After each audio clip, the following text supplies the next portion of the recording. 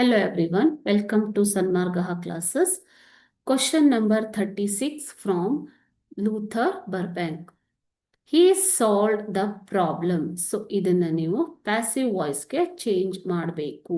Change into passive voice. Okay.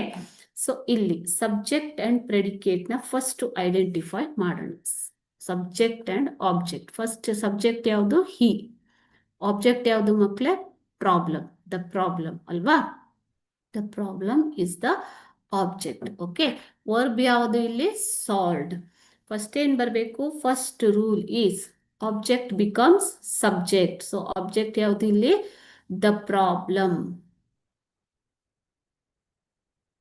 Okay. ಇದಾದ್ಮೇಲೆ auxiliary verb. Auxiliary verb ಯಾವುದು? Was. ಯಾಕೆ? It is in past tense. Next verb solved. Next by. This is constant.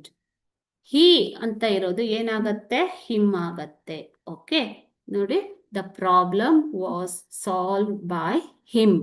ಈ ರೀತಿ change ಮಾಡ್ತೀರಾ. ಓಕೆನಾ? Thank you.